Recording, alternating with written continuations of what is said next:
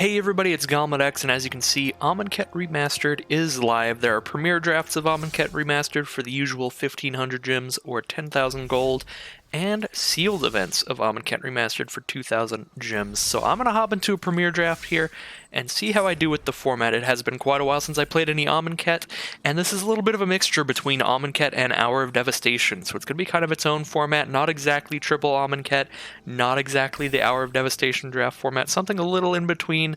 I have seen a few drafts of this already, and it does seem like it's leaning a little more towards how triple Amonkhet was, where it'll be a very aggressive format just because a lot of the mechanics in the set do lend themselves to aggressive strategies quite well. You have Exert, where when you attack with the creature, you can exert it to give it an additional power of some kind, maybe flying, maybe +2/+2, a bunch of stuff like that. So there's really aggressive Exert cards, and there's also really aggressive Afflict cards. Afflict cards say whenever that creature becomes blocked, it does some damage to your opponent anyway. So pretty aggressive format in general. It's good to pick up really cheap removal to interact with your opponent in the early game, and nice, cheap, evasive, like exerting kind of creatures like Kenra Scrapper here to try to stay pretty aggressive. So with that out of the way, the kind of format overview out of the way, let's hop into this draft and see what we got here. We do have an Anointed Procession as our rare, which is something I would love for Constructed. It's a 4-mana enchantment, and if an effect would create one or more tokens under your control, it creates twice that many instead. So this is really good with Embalm and Eternalize. Those are effects that allow you to recast the creature from your graveyard for that mana cost, and then just play it as a creature token, like this Labyrinth Guardian here. For 4 mana, we can cast it again. So Anointed Procession can double that kind of stuff up, but it's probably a bit slow for the format, just because you have to play that out. It doesn't do anything by itself, and then you have to play out all of your Embalm and Exert kind of cards after that. Now, my first pick there is going to be very controversial. My first pick is Oasis Ritualist, and that's because green-blue ramp was my favorite strategy in Hour of Devastation draft, and Oasis Ritualist was the most important card for that strategy. It's a 4-mana 2/4, so it gets out, and it blocks really well, and then the next turn after you play this, you could have 7 mana on turn 5, because you can tap it and exert it to add 2 mana of any one color. Not only that, since it's any color, you can splash in stuff like Glorybringer in your green-blue ramp deck. You can just be like, alright, I'll just tap a Ritualist for 2 red. So if you want to do some kind of draft strategy, Ritualist is probably the most important card, especially at common. So I'm just taking the Ritualist out of that pack because other than that, that first pack didn't have anything super insane in my opinion, and I do really love Oasis Ritualist. Now this pack here, I'm probably just going to take Insult to Injury because it's a really nice removal spell. For 3 mana, damage can't be prevented this turn, and if a source you control would deal damage this turn, you do double damage. And then Aftermath, another mechanic of this strategy, means you can cast the Aftermath half of this card from your graveyard. So you would be Aftermathing Injury to do 2 damage to a creature and 2 to a player or planeswalker. So in an aggressive deck, you could actually use Insult to get some extra damage in there, and then next turn you can use Injury to kill one of your opponent's creatures, do a couple damage to them. Or in a little bit of a slower deck, or just if you have the mana, you can cast both in one turn so that Injury does 4 to a creature and 4 to a player or planeswalker. So let's see what we have here. I do really like the cycling cards that can also work as game enders. So this Striped Riverwinder, 7 mana for a 5/5 hexproof, or you can just cycle it for 1 blue mana. These cards are pretty good because they give you a use for your really high mana cost cards, even if you don't have enough mana to cast them immediately. Cryptic Serpent is pretty cool, 7 mana for a 6/5, and it costs 1 less to cast for each instant sorcery in your graveyard. And Shimmer Scale Drake's really nice, 5 mana for a 3/4 flying, or you can cycle it for 2 mana. So I do like those kind of cards a lot. I did end up taking the Cryptic Serpent there. That was mainly just because I was running out of time there, so I wanted to just pick something.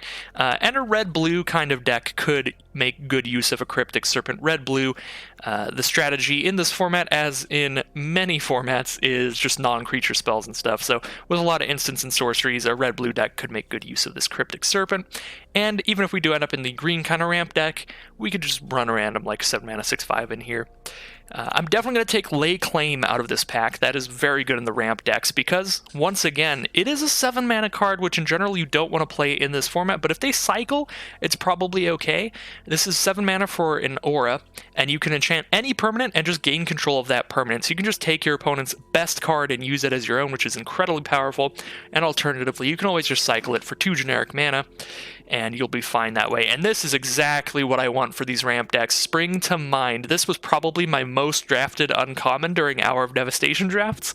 3 mana for a sorcery, search your library for a basic land card, put it on the battlefield tapped, then shuffle your library, and then once you hit 6 mana, you can Aftermath the mind half of this card for 6 mana, draw 2 cards at instant speed. So anytime you have the extra mana, you're just getting additional value out of this card. Absolutely love this card, absolutely love green-blue ramp, and with Oasis Ritualist, Lay Claim, and Spring to Mind, I'm pretty solidified into being able to do my favorite thing in the format in my first draft of the format, hopefully. And we'll just see how things go from here. So this Cryptic Serpent, that's the only pick that I've made so far that I genuinely disagree with myself for, but I was really running out of time in that pick, so that was just an under pressure mistake. I definitely should have just taken one of the cycling cards instead. I think either the Hexproof 5/5 or the 3/4 flyer would have been better picks. Cryptic Serpent, definitely a mispick there.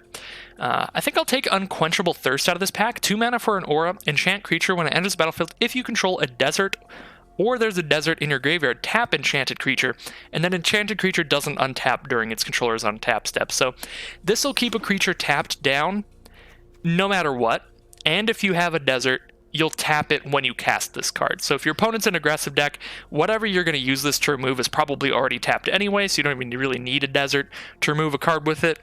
And it's pretty cheap to remove something, just the 2 mana there, so this can really slow your opponents down. I do like the card quite a bit. We now have Bitterbow Sharpshooters. It's a 5 mana 4/4 Vigilance Reach, so it can block pretty much anything with Reach there, and it can attack with that Vigilance. Or we just have like a Spellweaver Eternal, Quarry Huller. Nothing very exciting out of this pack. I guess a Bitterbow Sharpshooters is what I will take there. Countervailing Winds can be pretty good in this set. There's not any huge cycling payoffs like on Zenith Flare's level, but there is Drakehaven as a rare that's really nice. That's whenever you cycle a card, you can pay like an additional mana to make a 2/2 flying Drake. That card's really good. That's the main reason you'd want to play cycling, is just like the rare payoffs like Drakehaven and Archfiend of Ithmir. But Countervailing Winds is also just a pretty great card. Counter a spell unless its controller pays 1 for each card in your graveyard, or you can just cycle it for 2. So I think that's definitely just a fine pick. Now we have Floodwaters is okay. Another cycling card that can do something big in the late game, bouncing 2 of your opponent's creatures. Or you can just cycle it in the early game, and there's nothing else we really want to play here. We could just grab a Heckma Sentinels to have a nice early game blocker, but preferably we'll have a bunch of like Spring to Mind kind of ramp spells at 3 mana. We'll see as things progress how that all works out. There's another Floodwaters here. Dissenter's Deliverance. I'm not going to be playing Dissenter's Deliverance no matter what. I could actually take a Desert of the Fervent. If I end up the full like blue, red, green, having a red desert will be pretty fine. But I'm probably just splashing an Insult to Injury off of like 1 mountain and Oasis Ritualists, or I'm just not playing at all at this point. We'll see. I don't really think I need to pick up another Floodwaters immediately, because they seem to be going pretty late. So the Striped Riverwinder did wheel. So that makes me feel a little less bad about taking the Cryptic Serpent.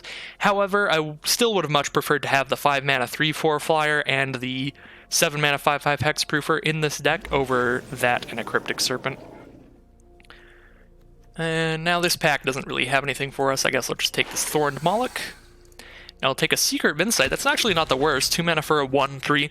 Sort of blocks well, but blocking is very difficult in this format, just with all of the exert and combat tricks and stuff like that. It's very hard to block well, even if you have decent toughness for your mana cost like Secret of Insight.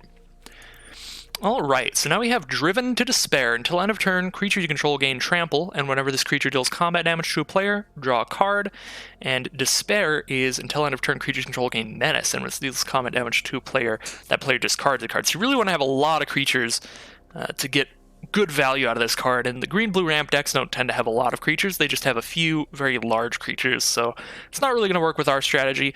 Awashra Cultivator is not that good, even in green-blue ramp, but this is something that we could start looking at when the packs are getting pretty empty. I think I'd like Naga Oracle the most out of all this stuff. 4 mana, 2/4. When it enters the battlefield, look at the top 3 cards of your library, put any of them into your graveyard, and the rest back on top in any order. So it's like 4 mana, and you surveil 3 when it enters the battlefield. So it's a pretty thick blocker that also lets us rearrange our top cards, so that's pretty nice. I think I want a Greater Sandworm here, but there are some very good cards. Aven Initiate is very nice as well. 4 mana for a 3/2 flyer, and you can spend 7 mana to embalm it, which will bring it back as a 3/2 flyer again. There's an Irrigated Farmland, which is a cycling land. Those can be pretty nice, and Evolving Wilds to help mana fix as well. And then obviously there's like Obelisk Spider for green-black strategies, but we're mainly just green-blue right now. I'm just going to pick up this Greater Sandworm. Probably the best common that we can really ramp into in Amonkhet Remastered. Back in Hour of Devastation, there was actually Rampaging Hippo, which was a 6 mana 5/6 trample that you could cycle for 2. Unfortunately, that is not in Amonkhet Remastered. Our only real green massive cycler at common is Greater Sandworm. So I can take another Greater Sandworm, or I can take Trial of Strength, Evolving Wilds, probably not Vizier of the Anointed. This card combos really well with Eternalize and Embalm cards.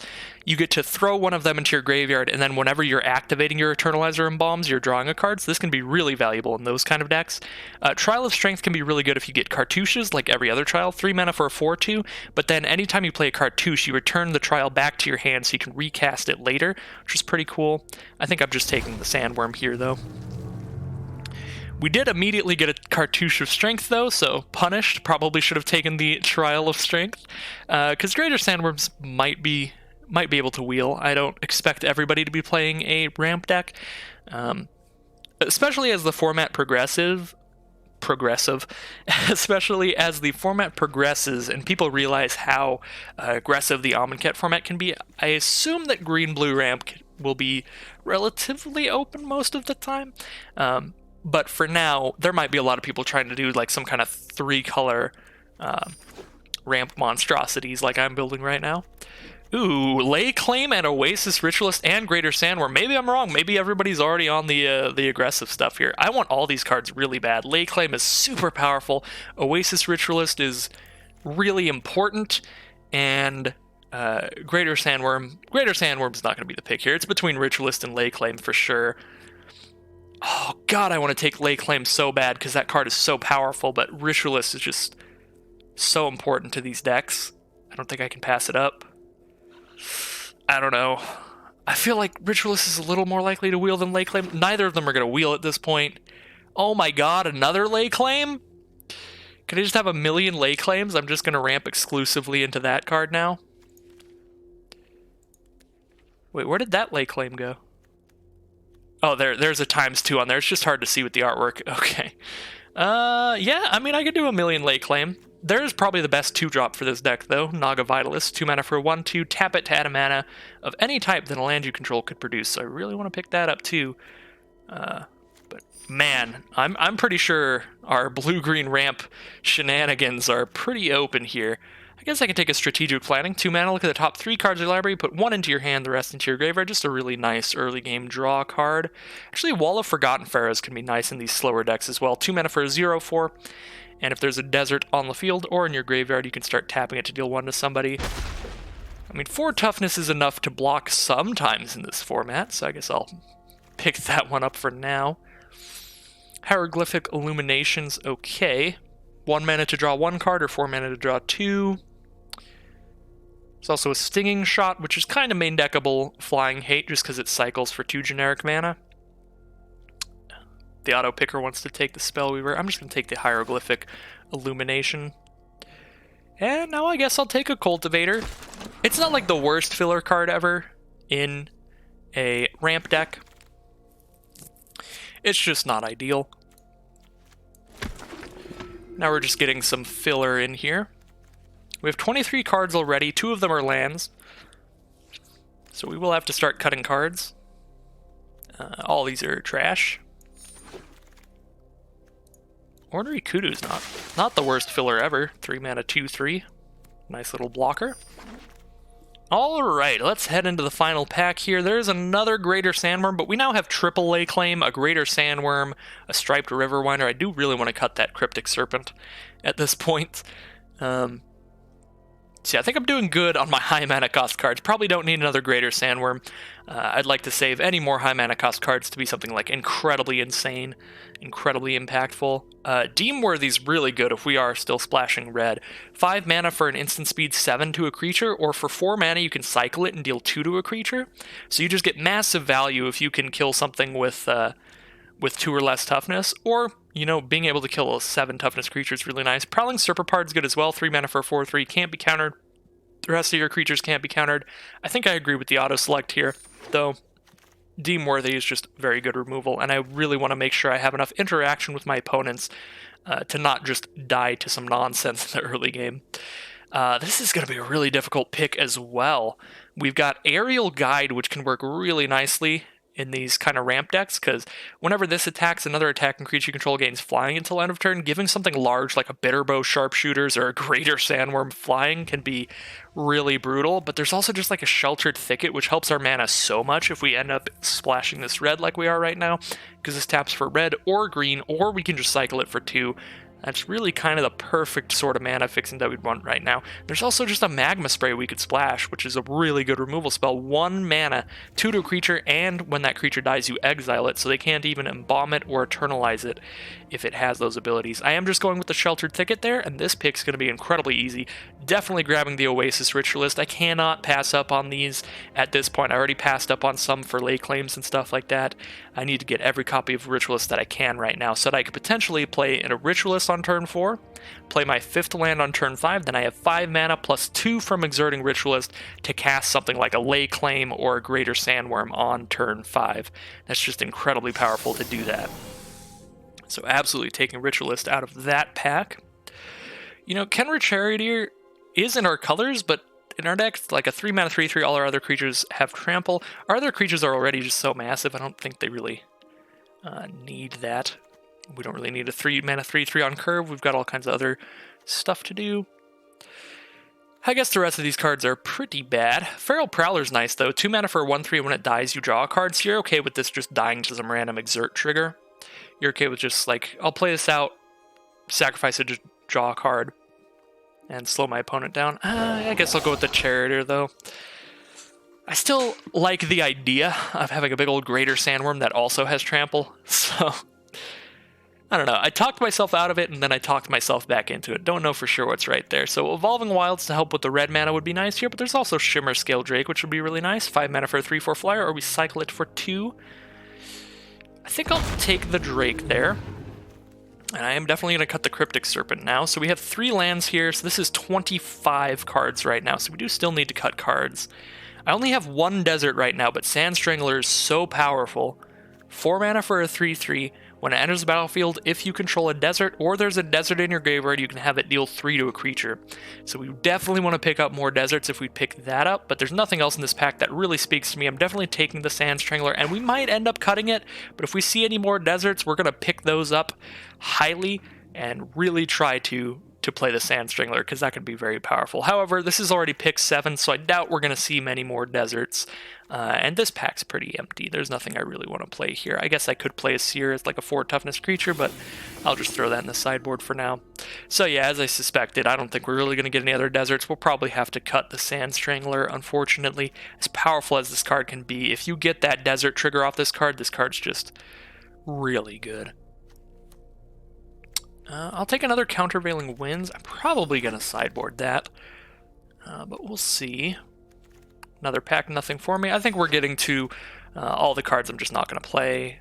Not super likely to play Naga Oracle, but it could happen. Don't really feel like I want the second copy, but we'll see. Nothing else in the pack I was playing yet again. Now we only have 3 picks left in this pack. Let's go ahead and try to finish up our cuts here. Probably going to end up cutting these Countervailing Winds, because I'm going to be tapping out just to ramp into stuff and then tapping out to play really big stuff. This isn't really a deck. We're going to have the mana to throw counterspells at our opponents.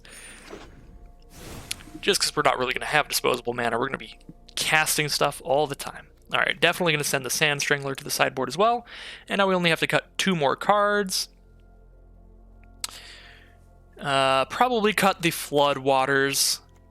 And then I just need to cut one more thing. Insult to Injury is a little weird in here because we're not going to get any value off the first half. We're really not going to cast this till we have 6 mana because we really want to cast Injury. I guess we could always just cast the first half anytime we have the extra mana, just to be like, alright, well, let's get this in the grave so I can actually cast Injury. I don't know. Insult to Injury does not seem great. We could actually full-on try to stop splashing red, but with double Ritualist, Awashra, Cultivator, Evolving Wild, Sheltered Thicket, we definitely have the mana base to splash red easily. So we at least should keep Deem Worthy in here, because that card is just very good. Spring to Mind, we need to throw you at the 3 mana slot, because we're casting Spring on turn 3.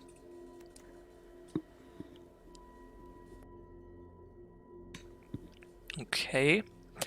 One more cut. Maybe I just cut the Hieroglyphic Illumination. Doesn't seem the worst.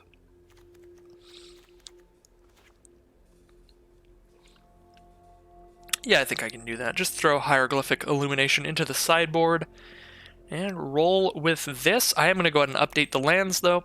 With the release of Amonkhet Remastered, they did throw the full art Bolas lands onto Arena, as you can see. Unfortunately, though, you don't just get them for playing in the event. You do have to purchase them separately, which I think is a little unfortunate. I think it would have been a lot cooler if it's like, well, if you played some Amonkhet Remastered, you can have all of the full art Bolas lands.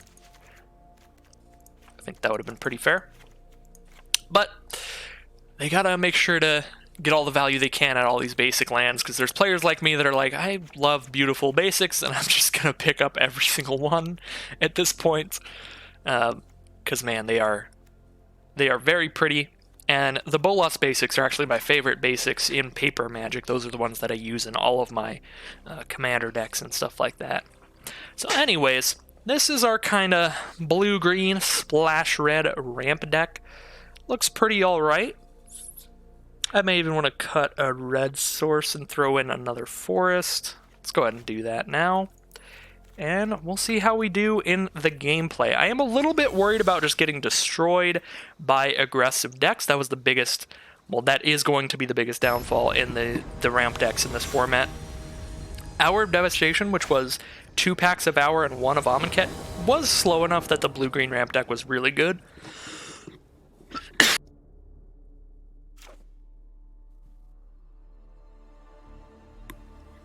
Excuse me.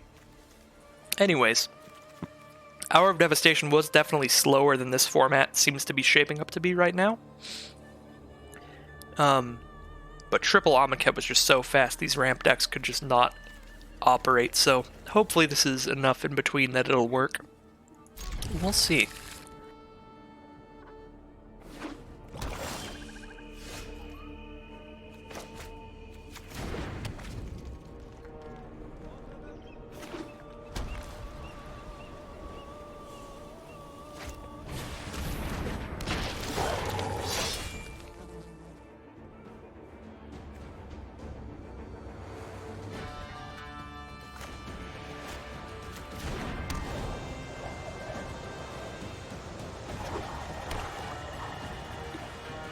Alright, sorry for the moments of silence there. I was coughing a decent bit, so I'm just drinking some water and stuff, getting my voice all ready to go. Ready to discuss the important plays in this game. You could probably tell there, but there was a bit of internal debate whether I should play the desert or save it to cycle it in the late game. I ended up just playing it. Looks like we're against black-white. That can be really aggressive. Every white deck in this format can be brutally aggressive. White just has the best aggro commons. Some very, very impressive exert creatures like Gustwalker, 2 mana 2/2, you can exert it to give it +1/+1 flying. Oketra's Avenger, 2 mana 3/1, you can exert to I don't remember, I think prevent all the damage to it or something. Definitely going to drop out our Oasis Ritualist now. That way next turn we can cast a Lay Claim. And we don't even have to exert the Ritualist to do that. We're actually getting very close to just hard casting a Lay Claim as well. We have all the lands to do it, we just don't have the mana. Unfortunately, this Disposal Mummy is going to stop us from getting value out of Spring to Mind. We don't get to draw those extra 2 cards, which is pretty sad. That's one of the coolest things about that card, because we are going to run out of gas after we lay claim something. And I don't really want to lay claim any of these creatures, because their best creature is this Marauding Bone Slasher, and it can't block if I control it, because I don't have another zombie. The rest of their creatures are all just like 2/2s and stuff, so I guess I could Insult to Injury and kill one of their creatures, do like 4 to them. Seems not the worst. I could also just Naga Oracle here. Doesn't seem bad. Yeah, I'll just Naga Oracle, set up my future draws, go ahead and mill some lands, most likely. I'm actually going to mill all 3 of these, because I don't really want to draw a 2/3 at this point in the game. I would much rather draw into one of my Greater Sandworms or something like that. It's not attack, pass turn. Not going to cast Insult just to get Injury in the grave, because I have enough mana now. I can cast both in one turn to do 4 to a creature and 4 to a player. Archfiend of Ifnir. Alright, so I'm probably going to lay claim that. Alternatively, I could Insult to Injury it and just do 4 damage to it and get it off the board, but I think I'd rather control a 5/4 that allows me to put a -1/-1 counter on all my opponent's creatures whenever I cycle a card. That seems pretty good. So yeah, lay claim, just a super powerful card. I have both destroyed an Archfiend of Ifnir and cast one of my own.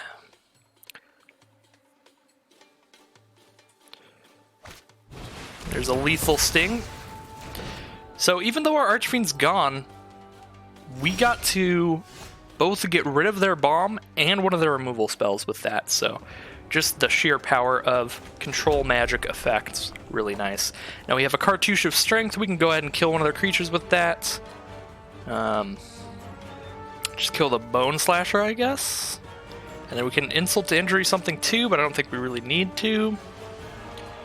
I could even save the Cartouche of Strength. Since it gives Trample, I can save that for if I draw a Greater Sandworm, because giving Trample to a Greater Sandworm is just a lot bigger. We'll just kill the Bone Slasher, do a couple damage to them, and pass the turn, because our 2/4s do block their field very well. We don't really need the Cartouche yet.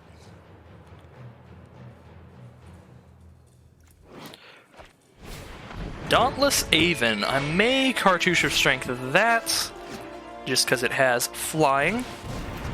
So we've got another Naga Oracle. That's actually a pretty great draw, because it sets up our future. Wow! Wow!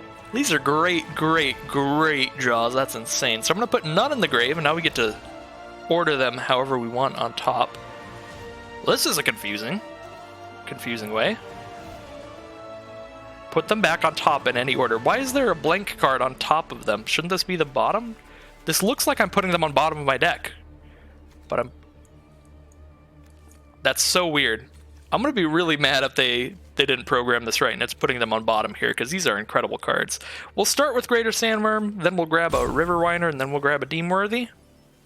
That seems correct. I guess we can start with Riverwinder, actually have a Hexproof Trampler. That seems probably the best. Okay, it did put them on top. Weird visual glitch there. I guess it won't be a Hexproof Trampler, because I really want a Cartouche Dauntless Aven right now.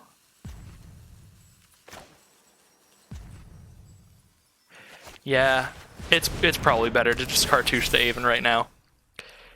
I totally forgot about the Aven, because I got so excited about the cards on top, I forgot I was just going to be casting my Cartouche immediately anyway.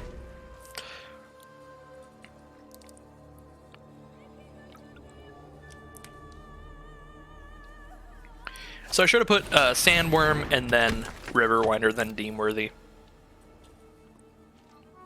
But this is fine too. We are just going to have multiple creatures that are larger than anything my opponent's deck will have.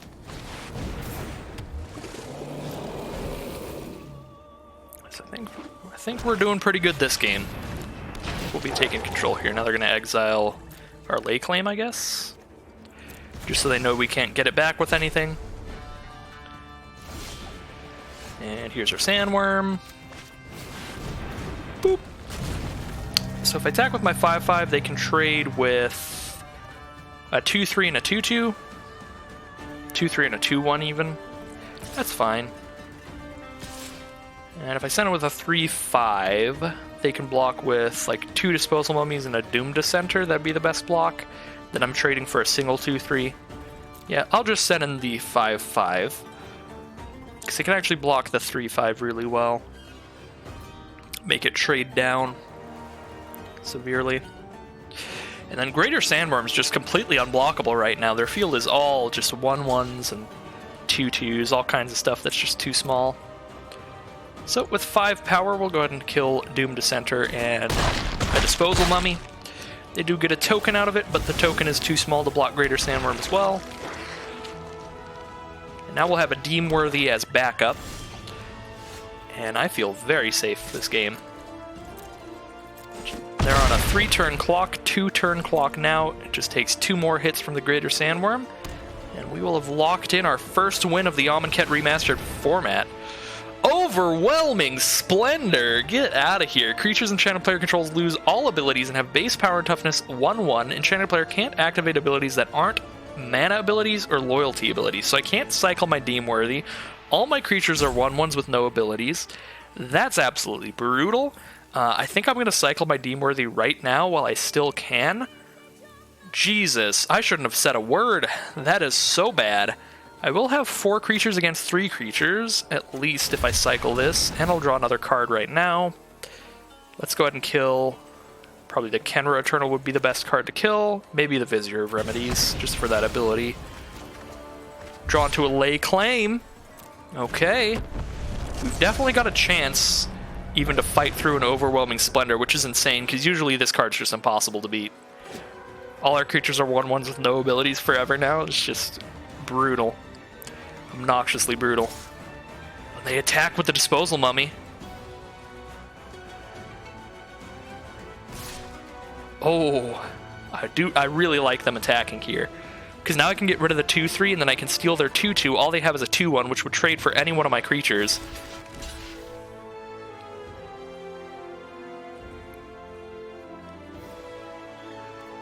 Yeah, so they kill my 2-2. I'm down to a bunch of 1-1s, but then I take their 2-2. All they have is a 1 toughness creature. I can actually start swinging in with these 1-1s. I like it.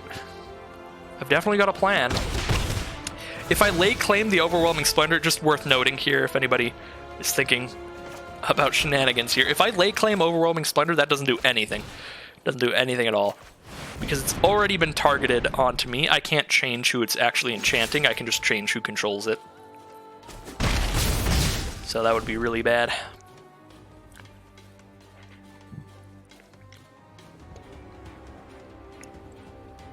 Okay. Please tell me they just... Oh my god, I love Lay... I have so many Lay Claim in this deck, it's insane. I'm not going to Lay Claim right now, because, like, this 2-1 has to trade off. It's not going to do anything great. I'm going to wait to Lay Claim if they play something that's like a 2-3 or something that can block my creatures forever without dying. It's definitely not worth Lay Claiming the 1 toughness creature. And the funny thing, too, is no matter how big whatever they cast is, it's going to just be a 1-1 when I claim it. Alright. They gotta do something, they gotta do removal here. If they just play a creature, I'll steal it and win. It's just a creature. Alright, triple Lay Claim the deck. No respect for Lay Claim in our draft. Those were going pretty late. We also were just lucky enough to open so many of them in those packs, regardless. Alright, that was a fantastic way to start the Amonkhet Remastered format. We fought through an Overwhelming Splendor at the end there. That was pretty cool. Alright. I'm excited. If you couldn't tell, I do like Hour of Devastation a lot. I'm still really worried about this format. I don't know how long it's going to be super fun, because I feel like it's likely to end up still being just an aggro fest. But the ramp deck is just so fun. This is just the most fun deck in the Hour of Devastation format, in my opinion, and probably will be my favorite deck in the Amonkhet Remastered as well. Play a Cultivator, I can sacrifice it next turn. Opponent did just start with 2 islands, so I'm not really worried about anything super aggro, because they didn't play a 2-drop at least. There's a third island. Oh, blue over there. Ooh, Vizier of Tumbling Sands. We could be on the same deck. And that is one of those cards that's pretty nice in ramp decks. It's a 3-mana 1/3, but you can tap it to untap another permanent. So you can tap it to untap one of your lands. There's an aerial guide. Alright, so there's mono blue so far. Probably stuck off of a second color of mana of some kind. If I had to guess, I'd say green. I think Aerial Guide and Vizier of Tumbling Sands both work best in blue-green, because then you're giving large creatures flying and you're untapping your lands. So I already have my red mana. I'm just going to grab... I do have 2 blue as well, right? Yeah, I have 2 blue. I have 1 red, 1 green. Probably grab a forest here, so I'm ready to cast Greater Sandworms in the late game. And there's another forest. Not bad. So I can cast a Lay Claim next turn if I drop Oasis Ritualist. I don't really need to do that. I could just Unquenchable Thirst the Aerial Guide. That seems fine. I could just Naga Oracle this turn to set up my future draws. Yeah, I think I'll cast a Ritualist. I am a little bit stuck on mana here. This also opens up my next turn to being Naga Oracle and Unquenchable Thirst. If they don't play anything scary, I'll probably just cast Naga Oracle and then just tap this without exerting it, so that I have 6 mana total. I get to cast Naga Oracle and Unquenchable Thirst. They did cycle a Lay Claim, so maybe they're just mono blue. Maybe they had the same draft that I did, and they saw that everyone's just passing around Lay Claims like nobody's business. They're like, oh, what are all these Lay Claims for? Well, I'm gonna just scoop these up and just go blue then. So now I drew a Deemworthy. I think I would rather Deemworthy than anything else here, because we get to kill their creature and draw a card off this, so that's just straight value. I'm just going to cycle that, hopefully draw into a land, because if I don't draw into a land, I'm not doing much else. I'll just cast a Wall of Forgotten Pharaohs, which is not a super exciting turn. Hey, alright, we drew a land. Which means I get to actually have a Ritualist untapped. I could also exert it to play a Naga Oracle, which...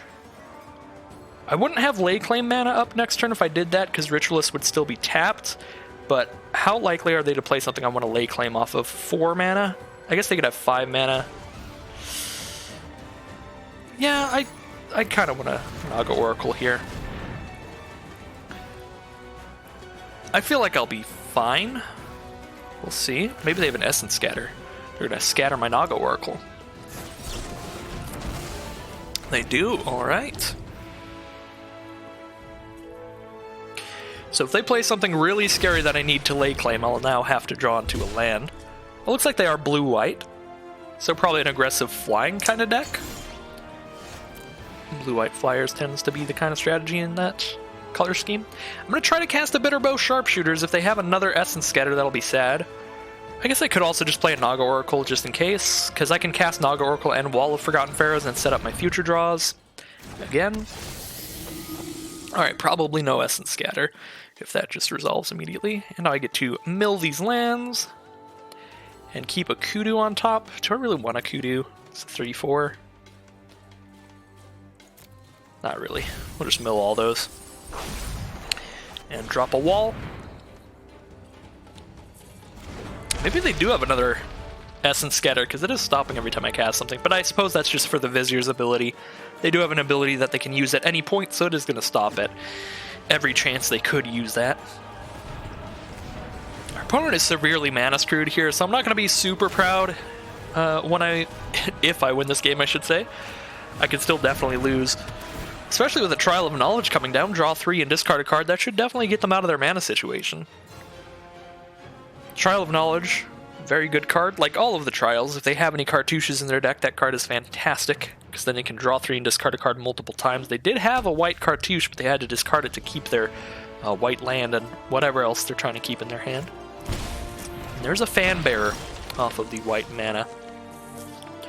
So it is pretty awkward to have Lay Claim as our only, like, big threat right now, because they have to play something big for that to be a big threat. So I guess we're just casting Bitterbow Sharpshooters, and we do have the mana to cast Bitterbow Sharpshooters and Spring to Mind if I exert Oasis Ritualist. So I think I'll go ahead and do that, because then we'll have enough mana to just hard cast a Lay Claim. It won't matter that our Ritualist is exerted. I can cast Mind next turn if I don't draw into anything. I probably should have actually grabbed another mountain, because insult to injury, we kind of do want 2 red up, ideally, for that.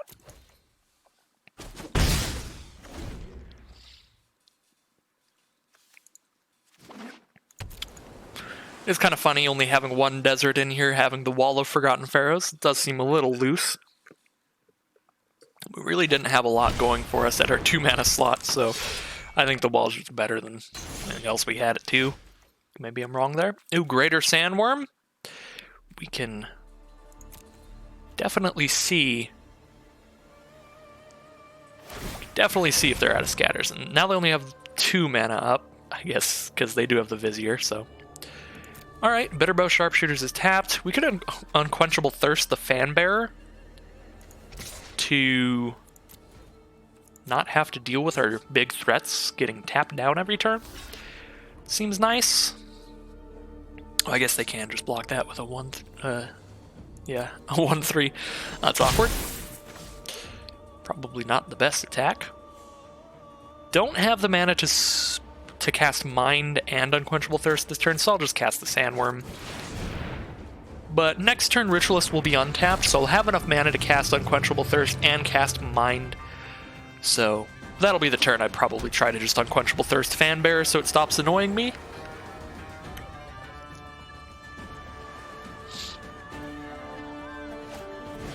There's an Aven Initiate, 3/2 flying, and they can bring it back from their graveyard as a mummy token for 7 mana.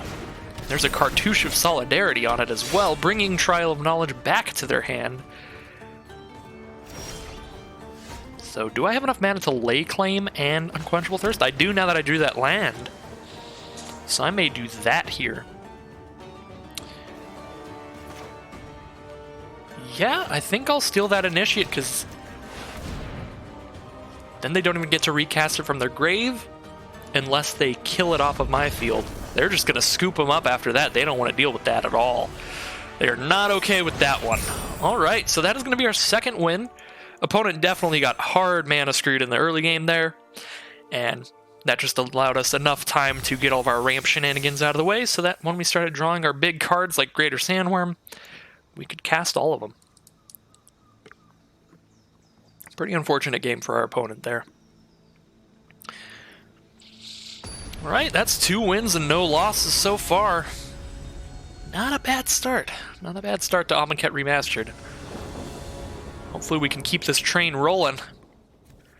And this hand's not bad. Evolving Wilds for a forest, and we have all 3 of our colors. We've got a Kenra Charioteer on turn 3 with a Cartouche of Strength to fight their first big threat. If we draw 1 more land, we get Naga Oracles to set up our future draws, and hopefully that'll get the ball rolling. Festering Mummy on turn 1 for our opponent. 1 mana 1/1. When it dies, they get to put a -1/-1 counter onto any creature. So, preferably, they're not black-green. Okay, they're black-green. Black-green is the -1/-1 counter kind of strategy. They have a lot of cards that'll give them value from putting -1/-1 counters onto creatures. I do really want to hit my 4th land here, so I might discard the Shimmer Scale Drake. I think it's probably better to cycle Riverwinder here, because that is 7 mana, that is farther off. But I do really want to hit every land drop, so I am going to cycle one of these. Because I need to make sure I hit a land on turn 4, and then I hit a land on turn 5. So we'll cycle the Riverwinder. Not a land. There's a land. Desert, though. So that will come into play tapped. I can Spring to Mind or Kenra Charioteer right now. Charioteer stops those from attacking without any support. Probably have removal by now, but at least we can get them to blow it on our 3/3. Make our Sandworms a little safer in the future. Next turn, if we don't draw another land, we get to just drop down a desert and cast a Spring to search for a land. Our opponent did pounce in a Pouncing Cheetah, 3/2 with Flash. 3/2 is something that the Charioteer cannot block and survive, so that's not the greatest. I can block the Festering Mummy and have Charioteer become a 2/2, and then the 2/2 can trade off with the Cheetah as well, so that could kill 2 creatures that way, but I'm taking more damage that way. Same, letting them just break through. Cartouche of Strength. If I want a Cartouche of Strength next turn, I should just block the Feral Prowler and try to Cartouche away the Cheetah. Yeah, I think I'll block the Prowler here. I'll let them draw their card. Take 4. Try to leave my Charioteer on the battlefield. If they had the thing that gives 2 -1/-1 counters to a creature, they would have already cast it because that would have turned Charioteer into a 1/1 against their 1/3. Obelisk Spider is not great. 1/4 reach. Whenever it deals combat damage to a creature, put a -1/-1 counter on that creature. And whenever they put a -1/-1 counter on a creature, each opponent loses a life and they gain a life. Alright, so we're going to play our Desert and probably the Cartouche. I could also play a Kudu as a 2/3. I think I'll Cartouche the Obelisk Spider because that's a little more annoying. And then I have a 4/4, which is big enough to block any of their creatures. So that'll get them to not attack if they don't have removal. But again, they're green-black. They could very well have removal. Especially a Splendid Agony or whatever that's called. 3 mana to put 2 -1/-1 counters as they choose on creatures. So this is definitely something like that. So Charioteer is going to die here to this Pouncing Cheetah. Some way or other. If it's a Splendid Agony, though, that's really good for me because that'll still be a 2-for-1. My Charioteer will be a 2/2 versus their 3/2, so we'll still trade. We'll have to see what it is, though. It could be some kind of pump spell. Ooh, Supernatural Stamina. That'll bring it back from the grave when it dies. Alright. So it was something that would allow it to survive. So not the greatest for me. I will Naga Oracle here. That'll be a 2/4 large enough to block the 3/2 without dying. Plus, we're going to mill ourselves till we hit lands for sure. So it all depends on what's on top. If it's a bunch of lay claims, they'll be very sad, but I'll probably have to mill them. So Unquenchable Thirst and 2 lands. Unquenchable Thirst is actually not the worst here. We're going to want to shut off all of their creatures when we get the chance. We do have a Desert on the field, so Unquenchable Thirst is 2 mana, tap a creature, and leave it tapped forever. Yeah, let's go, let's keep them. We'll go Forest, Forest, Thirst. That is the order that it was in the first place. Because next turn I'm going to play Forest, Shimmer Scale Drake. Turn after that I can play Forest, Kudu, and Insult, I guess. I probably should have put Thirst in the middle there. Went Forest and then Thirst and then the other Forest. I don't actually know. If I like really, really need mana, I can't always spring.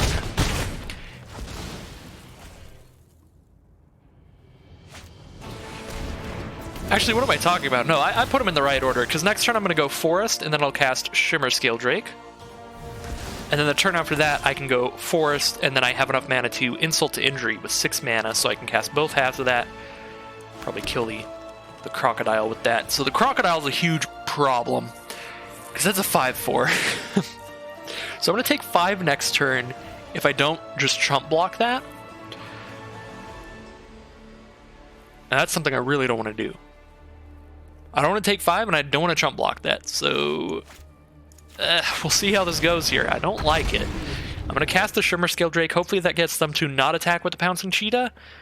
Then I take 5 and go to 4. Then turn 6 will Insult to Injury the Crocodile. I really need them to just not have another good threat like that Crocodile this turn.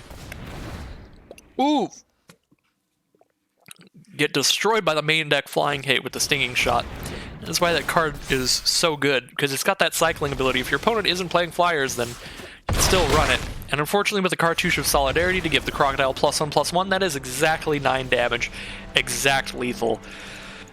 Brutal game. We were getting really close to stabilizing. I feel like we were 1 turn away, because then we just like shoot the Crocodile down. That was a sad one. That was a sad one. So obviously hindsight is 20/20. In hindsight, we should have put the Unquenchable Thirst right on top to deal with their next big threat, but we were kind of just dealing with what they had currently on board, and I think that was the best for what they currently had. Just getting ready to cast the Shimmer Scale Drake, try to block with that thing. So very bad turn of events for us there. But our hand in the next game is very keepable. We've got all of our colors, we have a Desert, we've got a Cultivator to grab a mana. So we can ramp into a Bitter bow sharpshooters next turn. We are against white. White tends to be very aggressive. So maybe it would be better to just play a kudu and put a counter on the cultivator, since we're going to sacrifice the cultivator anyway, but I do really like the ability to cast sharpshooters next turn. So I'm just going to leave it. When they cycle an Oketra's Attendant, that is a very good card because it has cycling and embalm. So they can cycle it for 2 and then they can just play it later for 5 mana, get a 3/3 mummy from their graveyard. So that's a really nice card. Looks like they're on black-white. Black-white tends to be like a zombie strategy. Alright, sacrifice our cultivator, get our 5th mana because we've got our 4th in our hand. Definitely going to grab an island here so we have our lay claim blue mana ready.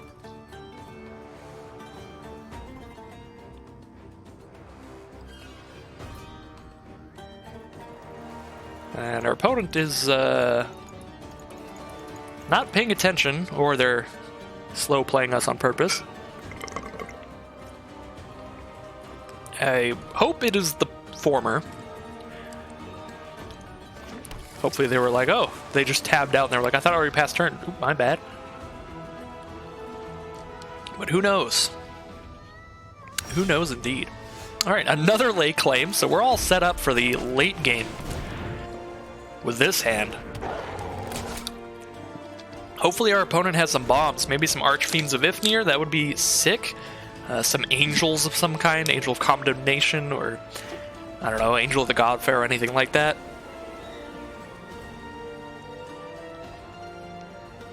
I would love to claim those as my own. And there's a Desert's Hold for Bitterbow Sharpshooter. They're going to gain 3 life and shut off its ability to attack, block, and use any of its activated abilities. I can still fight with it with this Cartouche of Strength in the future, which is nice, and I can also still throw -1/-1 counters on it. Even though it is useless to me, it can sit here and get all the -1/-1 counters so that my Ornery Kudu gets to come out as a 3/4. So that's pretty nice. We'll definitely pass the turn now. 2 mana away from our lay claims still. 1 mana away from an Insult to Injury for 4 damage.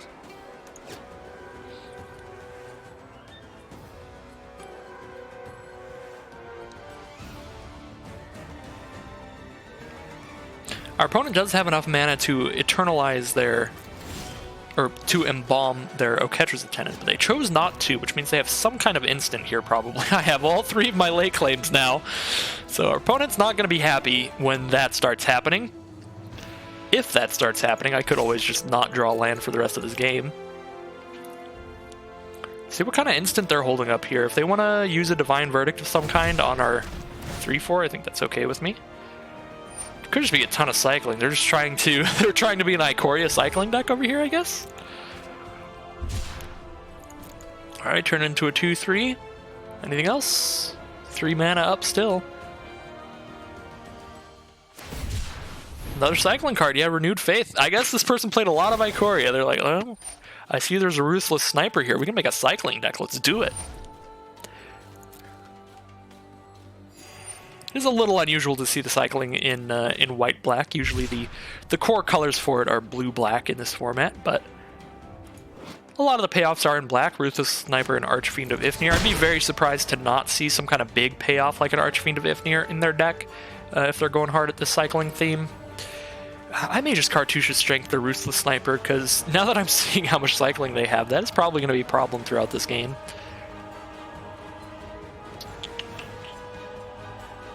I don't know, I'm just going to save the Cartouche still, because if they just embalm the flyer, I would still rather kill that right now. For now, it's okay if they're putting -1/-1 counters on my stuff, because the only thing I have is this Kudu, which doesn't really matter right now. Just a 3/4, even if they didn't touch it.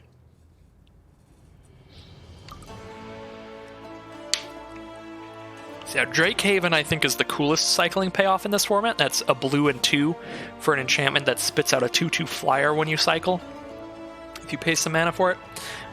But black has Archfiend of Ifnir, which is really nice. 5 mana for a 5/4 flyer, and whenever you cycle, you put a -1/-1 counter on all your opponent's creatures. Really strong. Alright, so let's go to my turn.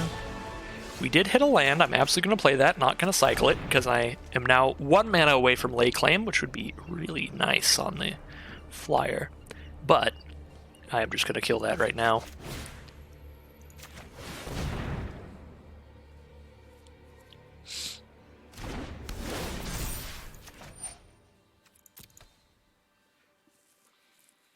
Let us not deal with the flyer. And then pass turn. And by not deal with the flyer, I mean deal with it so I don't have to deal with it hitting me. It's kind of one of those weird double meanings of words there. That was a little strange. Opponent has 7 mana now. That's what I want to have. Because I have some 7 mana cards here that are pretty okay. I think they're fine cards. I do have enough mana for Insult to Injury. Also, I really want to do that. Oh, I'm 1 mana from Greater Sandworm too. Woo! Alright, well, maybe we Insult to Injury away the Ruthless Sniper just cuz. Then I hit him for 6. Hit him for 4 damage off of Injury and 2 damage off of our Ornery Kudu. They'll probably cycle a card, turn our Kudu into a 0/1 while they still can. Yep, there they go, cycling a Scarab Feast. There's no way that this is just a Ruthless Sniper cycling deck. They have to at least have maybe the enchantment that's something of the Godfarer. I forget what it's called. Like Faith of the Godfarer or something. It's a black and 2. Whenever they cycle something, they can like pay 1 to drain us for 1 life. Ooh, and they have a finish in their graveyard, so we need to remember that. Start to finish is a really nice card. 2 1/1s at instant speed, and then the aftermath, they can sacrifice a creature to destroy a creature. So they have a removal spell just waiting in their graveyard. So if I cast a Greater Sandworm, it's just going to get finished. But I can also just take their flyer, and that might get finished. Boop! That is mine now. This is probably going to get finished. If it doesn't, I get to block their 1/1s forever. I'm going to start taking 2 a turn from Wasteland Scorpion, though.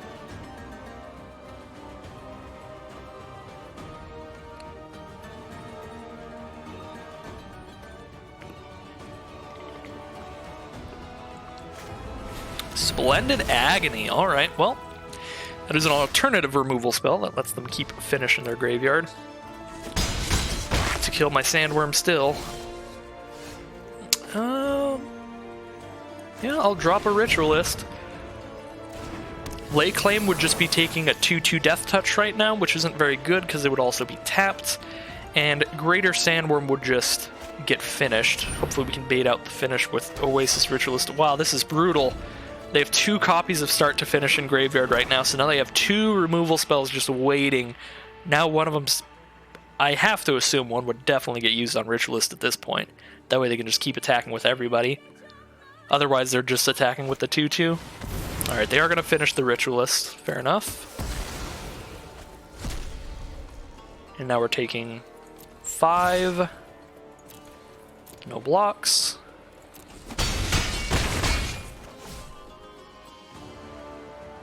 They have 1 more removal spell engraved. There's a Soul Stinger. Hopefully they put the counters on just their 1/1. Oh, they put it on itself. So when it dies, they can move its counters to another creature.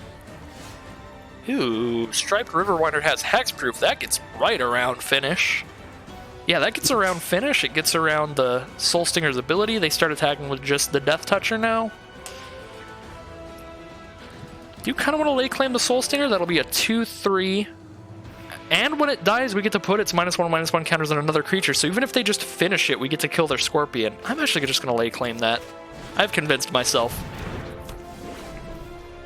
Yeah, so if they just kill this, I still get to kill their Scorpion. So I just killed their Soul Stinger, their Scorpion, and their removal spell off of my lay claim. If that happens here. Ooh.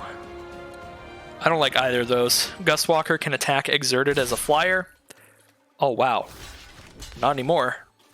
Because that Scorpion's got Death Touch, so now I'm going to kill the Scorpion and the Gustwalker. And then I will take the Horror of the Broken Lands, probably. I'm running out of lay claims, though.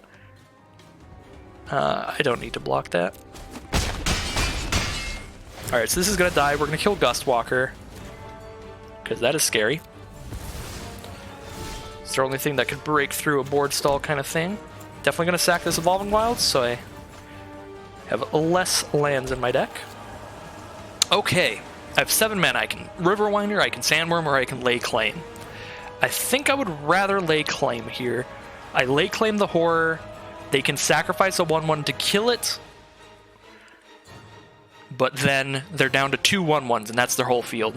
If I play a Riverwinder and they draw a Cycler, they can just kill my Riverwinder with that, and Riverwinder's got hexproof, so I would like to play Riverwinder when it's super safe from dying to a creature, because that's the only way it could die. They can't kill it with, like, Finish or anything like that. So there's the 3rd lay claim on the Horror of the Broken Lands. If they want to crack in this turn, they've got to finish it and be down to just 2 1/1s on their field.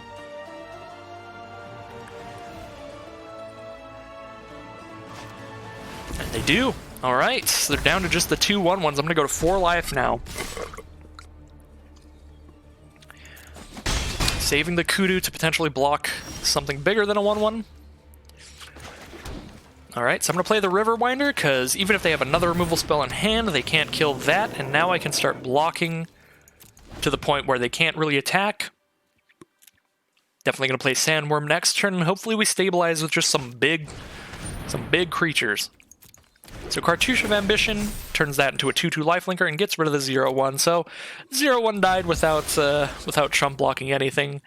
A little sad, but our 5/5 still holds down the fort very well. Just another land.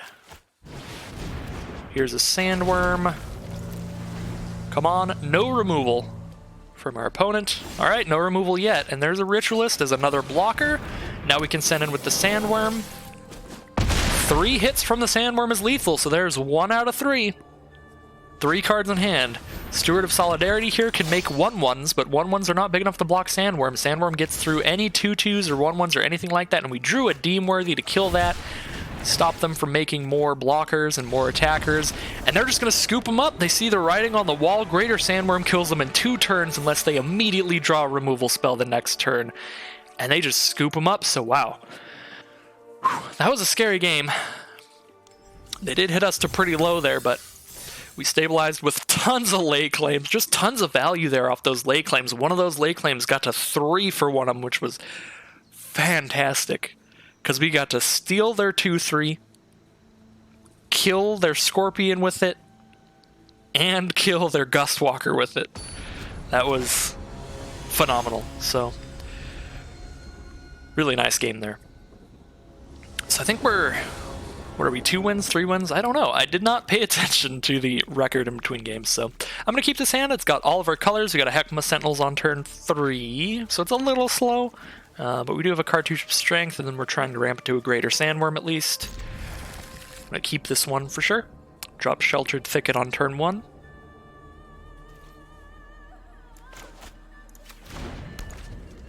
All right.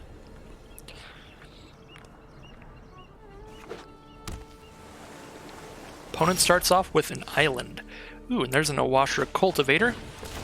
Makes me a lot happier about this hand. Now we can definitely hit at least our 4th mana, and our 4th mana allows us to cast Naga Oracle, which allows us to set up our future draws. Make sure we can hit the lands to cast a Greater Sandworm. 2 islands is the start for our opponent. Maybe this is another player getting mana screwed off of just blue. Oh, Compelling Arguments. So that is a deck you can draft, just because of the fact that it's so close to unplayable that no one's ever going to draft Compelling Arguments. So it's one of those decks that it becomes playable just from the fact that no one ever drafts it. If a single person at your draft takes any Compelling Arguments, the deck's unplayable. But if no one else takes a single Compelling Argument the whole time, you could end up with a deck with 8 of them, like, easy. And then you can definitely mill people out. And this is a slower deck, so this is the deck that could be defeated that way.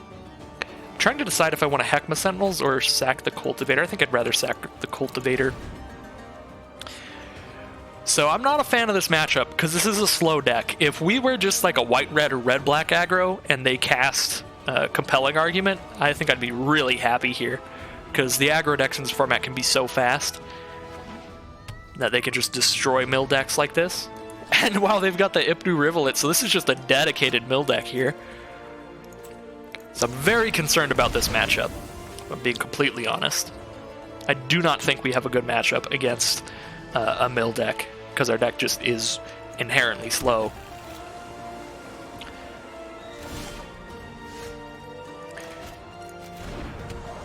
Alright, here's a Naga Oracle. So the Ipnu Rivulet, they can pay 2 mana and sacrifice a desert to mill me 4 cards. Definitely don't really want to mill anything off this Naga Oracle, but we can set up our draws. If they have another compelling argument, that'll be really bad for me. So yeah, I'm not going to mill anything here. I'm going to keep these. These are all good draws, because then I can go 5-drop, 5-drop, and then draw land, get closer to Greater Sandworm. So let's do Bitterbow Sharpshooters first, the 4/4, because that's a little larger, and then we'll draw Shimmer Skilldrake, and then we'll draw the land. So Bitterbow Sharpshooters would be a little more aggressive. Winds of Rebuke! Oh! Hey, they are blue-white. So Winds of Rebuke milling a Plains, so they probably just have like white white removal. There's Seer of Last Tomorrow. So Insult could potentially allow me to kill them very early. I can double damage. If I double damage with a Sandworm mount, that'll be 14. So I kind of want to save Insult rather than Insult to Injury the Seer, but at the same time, that card is just really, really concerning, because that's going to mill me 3 cards a turn no matter what's in their hand.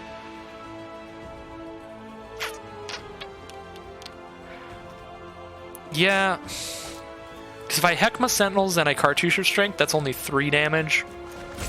I'm just going to do this. I don't feel super happy about this, because I would have much rather have been able to try to kill him quickly with Insult, but that Seer is just very concerning.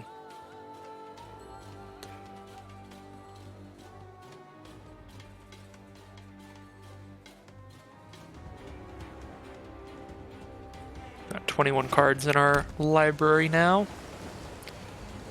They have 5 mana out, so probably like Countervailing Winds type stuff. I do have enough mana to cast Greater Sandworm, but I'm going to cast Heckma Sentinels and Naga Oracle instead. Because, yeah, look, it's just stopping every time I cast anything, so they probably have Essence Scatter or something. Here's Naga Oracle. They know that I have Naga Oracle, so if they have a counterspell in hand, they probably counter Naga Oracle.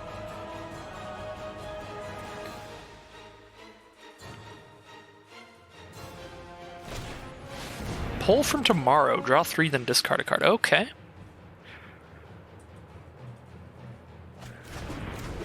Ooh, they discarded an impeccable timing, so I mean, their deck is just straight up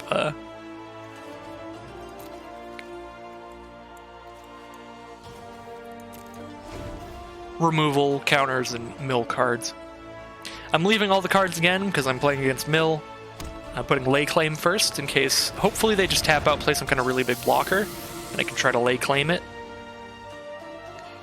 Unfortunately, they do have 3 mana up, so they can Countervailing Winds. That's a blue and 2 counter something unless they pay cards or mana equal to the number of stuff in your grave. They have 3 mana up. They're on blue-white. They probably have just removal for creatures right now, but at the same time, they probably have counter spells. So if they just have counter spells, it's great to just have the Sandworm on the field, but I feel like they have both, and if they have both, it's probably better to Lay Claim, because Lay Claim, all they could do against it is just counter it. But Lay Claim doesn't even help me that much. It doesn't help me, like, damage them a lot. I get, like, 2 more damage in this turn. It just helps me get milled slower. I do have 19 cards in my deck. That's pretty low. I don't know. I'm going to Greater Sandworm. Because if I Lay Claim,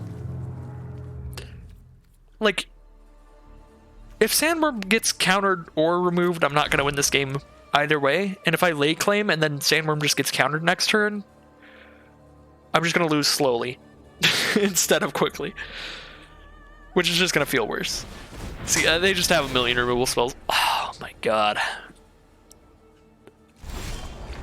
Well, I mean, at least we're not just losing to the same kind of deck every time, but Mill's very rarely fun to play against.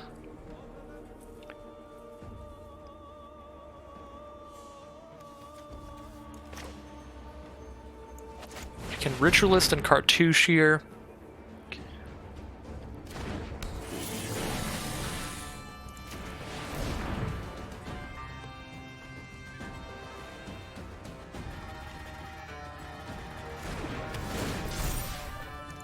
I have no idea what's in their hand right now, because they're just like not countering anything.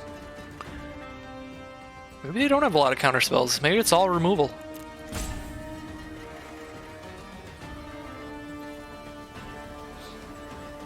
Either way, I'm already down to 18 cards, now I'm down to 15.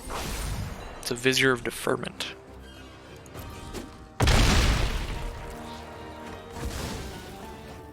Well, they're down to 1 blocker now, so I get to hit them for 2, put them to 14. It's not nothing.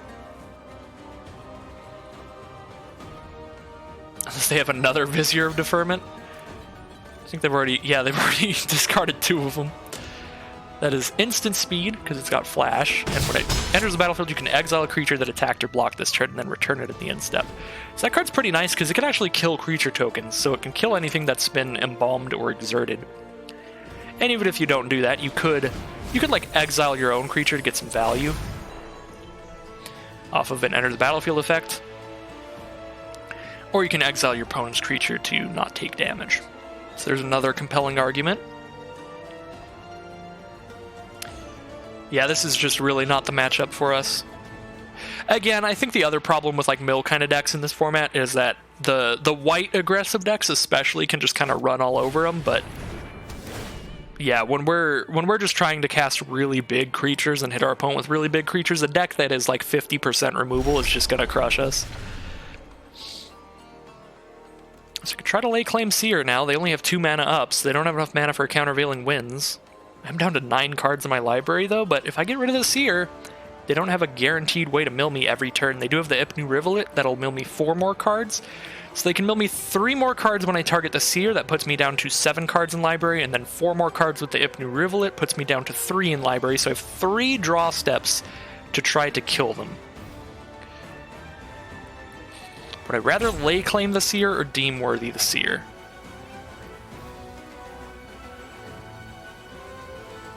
I think I would rather try to lay claim it.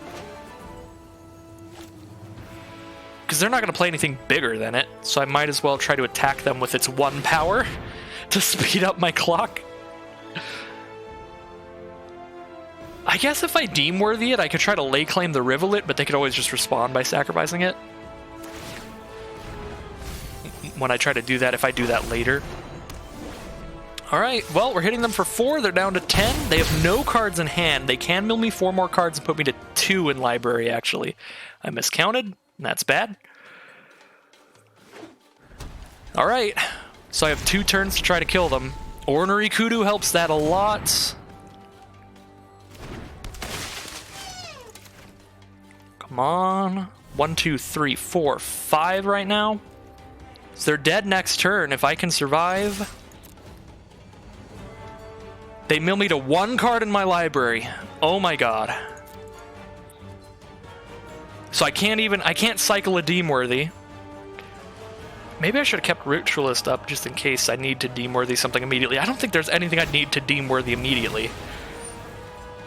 Alright, 1 card in the library. They have 1 draw step, they have to draw a mill card, or I win. Even if this is removal, they remove my 3/4. If a source an opponent controls would deal damage to you, prevent 1 of that damage. What? 1, 2, 3, 4? They take 4 and go to 1? What? Oh my god. I'm about to flip. I'm about to lose my mind. What on... How could... That's like probably the 1 card outside of a compelling argument they could have drawn and survived. What is this? 1, 2, 3, 4. Deem Worthy can't damage a player. I don't have anything. I don't even have my injury left in my grave. Wow. I am tilted. I'm gonna be completely honest right now. That is the most infuriating thing I've seen all day. Jesus Christ. Alright, well, let's get into another round and just forget about that travesty. Ooh, 3 wins and 2 losses. Really want to win at least one more round. That'll give us 1,400 gems out of this thing. It does cost 1,500 gems to play, so anything below like 4 wins is definitely a loss in value unless you're specifically trying to collect the set, which I'm not really. I just like to play. So for somebody that just likes to play all the drafts, you really want to go like 4-3 or better, or you're just losing a lot of gems. So hopefully we can win this game at least. This hand is not going to win a game. I mean, double Ritualist, we can cycle these cards to try to hit a forest. It just seems really risky. So I am going to mulligan that one. This hand seems pretty bad too. Getting a little spooked. Actually, I'll get rid of a Charioteer because I can cycle a Sandworm. The Charioteer, I can't do anything with it if I don't draw a Mountain. But the Sandworms, I can just cycle these, which I am very likely to do. I'm actually going to do that right now. I really need to hit my 4th land. Nope. That is not a land. Would be really sad to have to cycle both Sandworms, but that's why they've got that ability. Alright, we did draw our 4th land, so I don't think we have to cycle this other Sandworm. We are against an aggressive white deck. They start off with a 2-mana 3-1. Whenever it attacks, they can exert it to prevent all damage that would be dealt to it this turn. Luckily, 2/4s are still really good at blocking that. They're going to dispose them on me, get rid of my Greater Sandworm in my grave. Luckily, I'm not playing any Eternalizer and Bombs, so there's not a lot of great targets for Disposal Mummy to exile. Spring to Mind is basically my only target for that kind of effect. Let's drop Naga Oracle. We definitely want to draw a land next turn so we can cast Bitterbow Sharpshooter. I think I want to keep all of these, because I definitely want to draw this forest next turn, then I can draw the Drake to have a 3/4 flying, and then the Riverwinder after that. Yep, that is just the correct order. Just the order that Arena defaulted to. Maybe that's because it was the order I was already going to draw them in. I feel like that's happened a lot with these Naga Oracles, where I'm just putting them in the exact same order they were. That means I'm pretty lucky. Alright, well, if they want to exert that and spend a pump spell to kill my Oracle, that's fine, because I can play another one.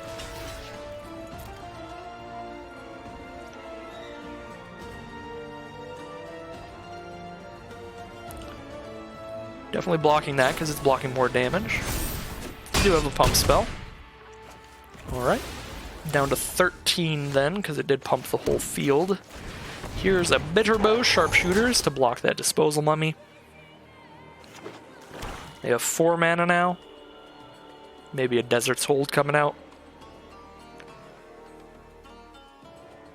Make it so I can't attack, block, or use my abilities. They could have a Lethal Sting, put a -1/-1 counter on their Disposal Mummy and kill that permanently. Looks like just another Oketra's Avenger. Ooh, and a Miasmic Mummy. That's a little unfortunate. I don't like discarding a card here, but I guess I'll have to discard the Sandworm because I'm still 2 mana away from casting it. Whereas Secret of Insight, that's another blocker that I know I can get on this field, which is pretty important with how fast they're getting off the ground running. Yeah, I'm going to have to discard a Greater Sandworm there. Like, neither of those cards are something I'm likely to be casting anytime soon, because next turn I'll cast the Drake, and then the turn after that I'll cast the Oracle. But I just think I am much farther off from casting Greater Sandworm.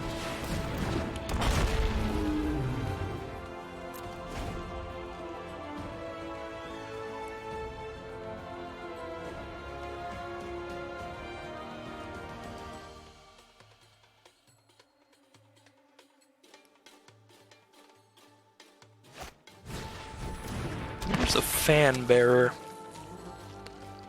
2 mana, tap it, and tap any creature. It's gonna be a big problem.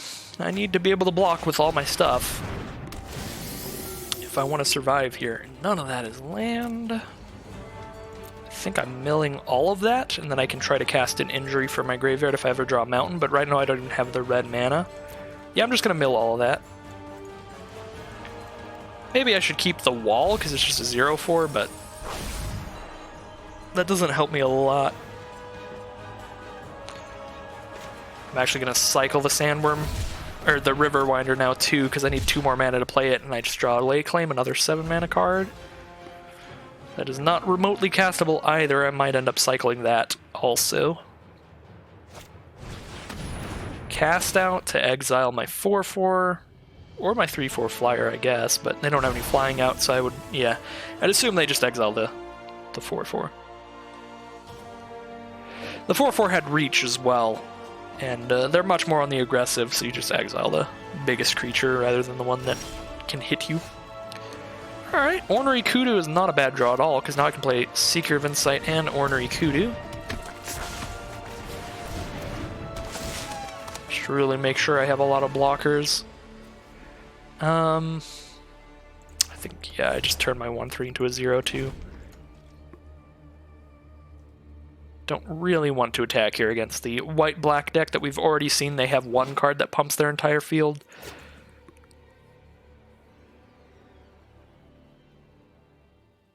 So 13 is kind of a low life total against this kind of deck. The problem is there are some cards that do really well at breaking through board stalls like this in white-black zombies decks. Unconventional Tactics, I think, is the really good one. That's like 3 mana for +3/+3 and flying at a sorcery speed. And then whenever you cast a zombie, you can pay 1 white mana to bring that back from your graveyard to your hand. So you can just keep giving a zombie +3/+3 and flying almost every turn. Lord of the Accursed is very bad too. +1/+1 to all of their zombies, and for 2 mana they can give them all menace until end of turn, which is pretty massive. I'm not going to be able to block that well. Oasis Ritualist is a good draw that gives us the red mana we need to cast an Injury. And it gives us the 2 mana that we need to cast a Lay Claim.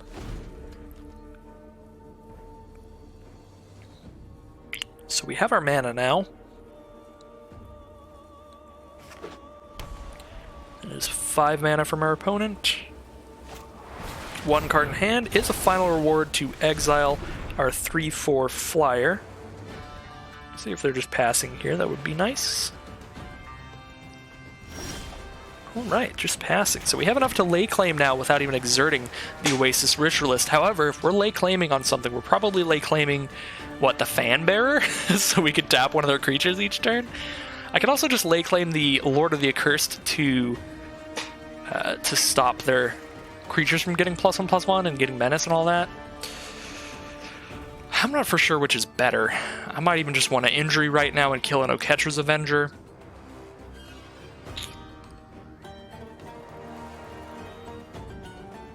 I don't know. If I lay claim the Fanbearer, they only have 2 zombies. Giving the menace is not the craziest thing ever. Yeah, let's do that, I guess.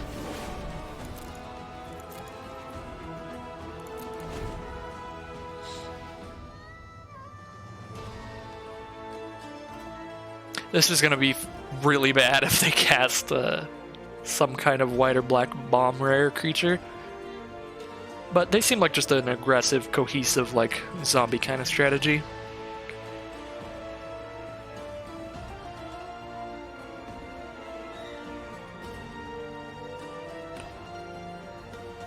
And I do have 2 more lay claims in the deck.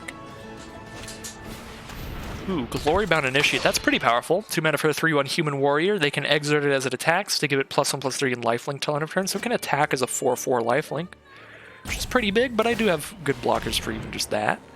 They are going to give menace to all their zombies. Are they going to just swing out here? Ooh, they are. Are they exerting the Avengers? Yeah, they're exerting both Avengers. Alright, well, this is bad. I can double block one of those zombies and only lose my 0/2.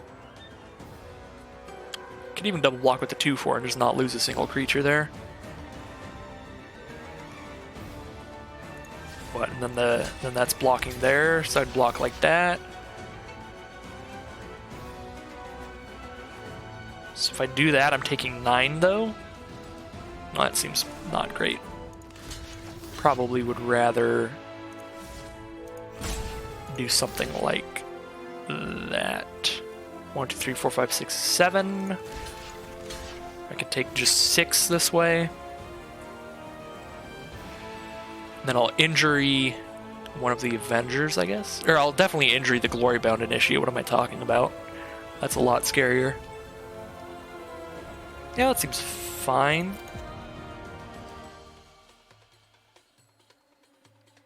Go ahead and take 6 and lose a Seeker of Insight. Get rid of that Miasmic Mummy. And Embalm the Sacred Cat. It is back. Oh, I guess it does come back as a zombie. That's that's an issue. I didn't think of that. But now I have the mana to tap things with Fan Bearer.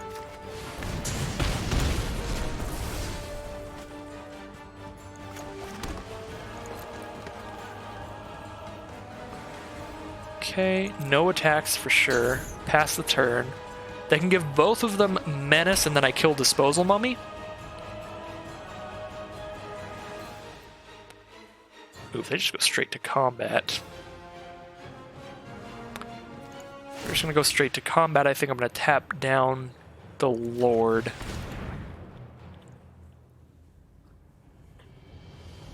Because I doubt the Lord's going to attack anyway. I actually want them to attack with Disposal Mummy because I'd like to double block and kill it. I don't think they're going to attack at all here. I don't think this tap matters at all.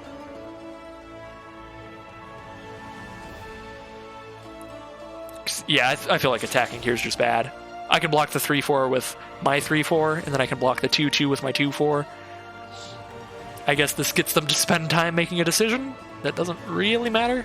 But if they give Menace to everything and then I double block Disposal Mummy, that's super good for me. So maybe this pressures them to be like, ooh, I should definitely use my ability right now. And then since they use the ability anyway, maybe they're subconsciously like, well, I spent the mana into this, so I should attack.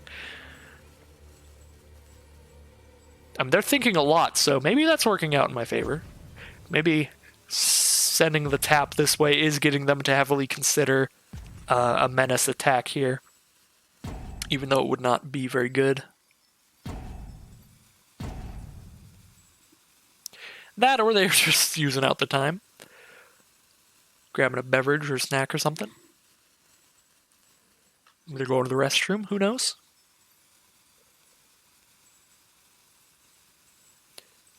Reading the next chapter in whatever book they're on. Alright, well, so much for that. So I can Unquenchable Thirst and keep Lord of the Accursed tapped forever now, so I don't have to worry about Menace for the rest of this game. That seems good. And now I've stabilized. They have to draw into another card to really attack here, otherwise we're just going to stare at each other.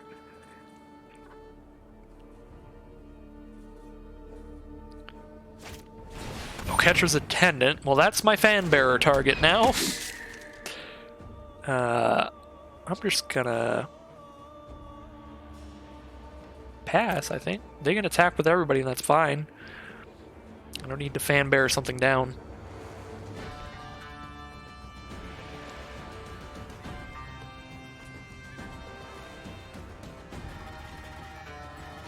Yeah, attacking with everything is not bad for me at all now. Because I can block both of the Avengers with the 2-4.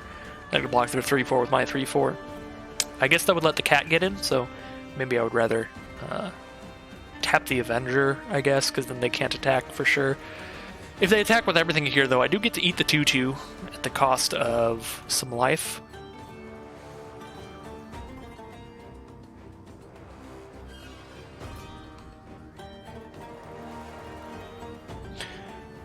Seems like our opponent is going to think on it a lot every combat step at this point. Which is fair, I'm like really close to dead. So you've really got to assess where I could block, what my best blocks would be, how much of a disadvantage that would put you at. Like, you can definitely spend some card advantage to try to finish me off at this point in the game. I am very low.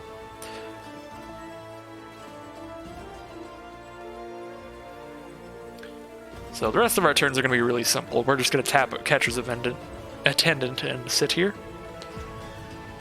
Unless I draw like a Lay Claim, then it'll be less... Well, if I draw a Lay Claim, I'll just take a Catcher's Attendant. That is still simple. But I guess if I draw Well, if I draw anything, I'm probably just casting it. Because, like, playing a Bitterbow Sharpshooter or a Greater Sandworm is just going to be better than tapping one of their creatures. Well, they've exiled 4 of my cards. It's kind of crazy. I guess they've exiled 3 of them. Insult to injury, I exiled myself by casting the Aftermath part of it. I think this is still the game that I need to win to hit my 4th win. So I do really want to win this game. Land is not going to help me do that. Might as well just drop it out. My one way to draw cards and discard cards is already dead. So I certainly don't need the land in hand. I don't have anything to discard it for. I could bluff something, but I think they probably get the gist of my deck. My deck is not very interactive during my opponent's turn. It's very much a tap-out ramp deck. Just spend my 7 mana on a lay claim during my turn. 1 card in hand now. They've drawn something new, something potentially fancy.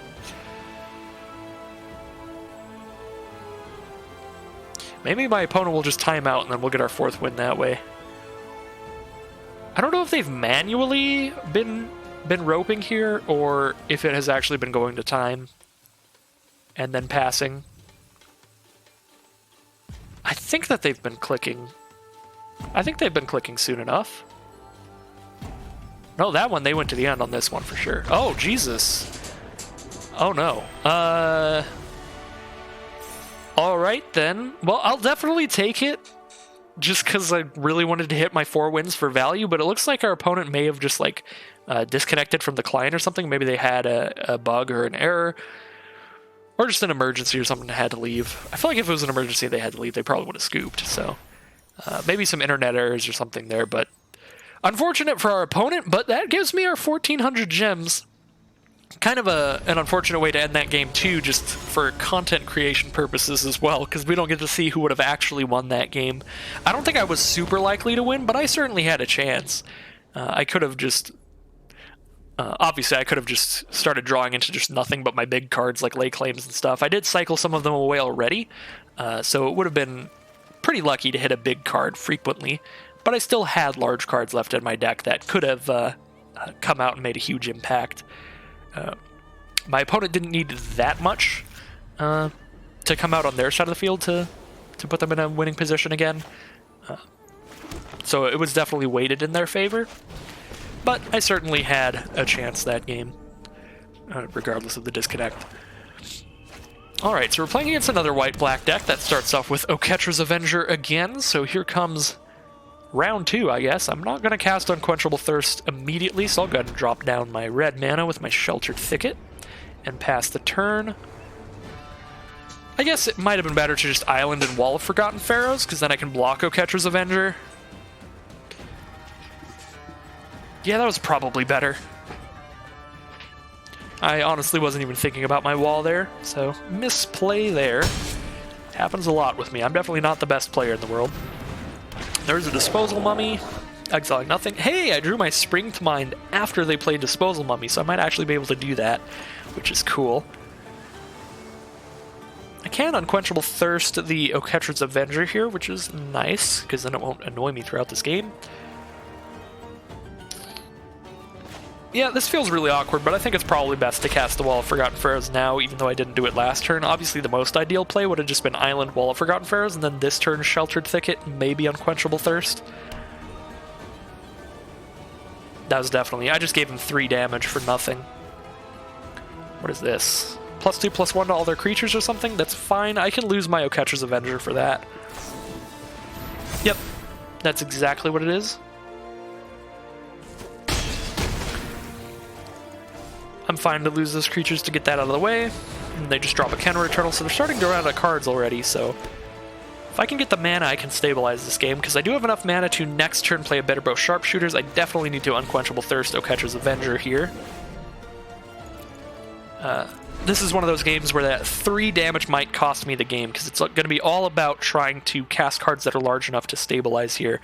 And it's a lot easier to stabilize the more health you have. I could have still been at 20 right now. And I definitely cost myself that.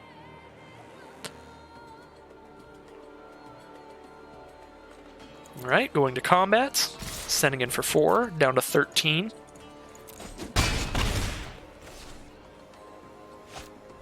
Now they cast a Binding Mummy. Oh no, Binding Mummy's gonna make it really hard to block, because every time they play a zombie, they get to tap one of my creatures down, so they can tap my Bitterbow Sharpshooters simply by playing another creature. So that'll be really bad, but it's still by far the best play I have. My alternate play would be to like cycle a Lay Claim and cast a Spring to Mind, or just cast a Spring to Mind. Both of those things don't affect the field in any way, so I can't block anything. Even though with a Binding Mummy, it does not look like I can block anything anyway. And Blighted Bat can get haste, so that's 1, 2, 3, 4, 5, 6, 7, 8, 9 damage.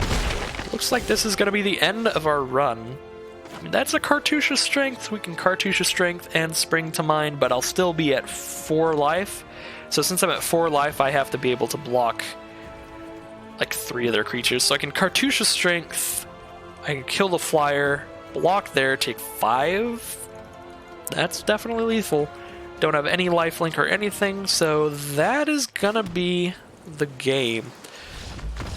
Unfortunate one there. I think, you know, that was actually close enough where if I just cast the wall on turn 2, let's see, I was at 4 life. If I cast wall on turn 2, I'd be at 7 life instead of 4 life.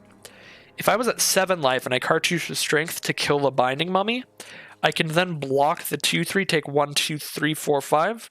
Would have been at 2 life. I could have at least survived that turn. I don't think I was likely to win the game, but that would have given me another turn to potentially have an out, because then the turn after that I could lay claim, and maybe that would be enough. Very unlikely, but it was much more of a chance than I had by not casting Wall of Forgotten Pharaohs on turn 2. So as usual, I do make some misplays in my videos, but I try to realize it in the moment and then call myself out on it and say what would have been better. So definitely not the greatest Magic player. I just really like drafting. I think it's pretty fun. And 4 wins, 1,400 gems in 3 packs, that's the kind of record I am all about. I am super fine with that. So let's open these 3 reward packs, see what we get. See if there's anything cool in these. Oh, I got a core set pack. We'll go ahead and open that here. But as we're opening the packs and ending off the video, I would like to say thank you very much for anybody who's watched this video, especially those that have stuck around all the way to the end. If you want to see more content like Amonkhet Remastered drafts, stick around on the channel, like, comment, subscribe, hit that notification bell, all of the normal YouTube good stuff. And with that out of the way, let's see what's in our final pack. But after that, I will see you all again for more Magic Arena content very soon. And hey, it's a rare wild card. That's any card I want it to be. That's pretty fancy. Anyways, thanks for watching, and I'll see you again soon.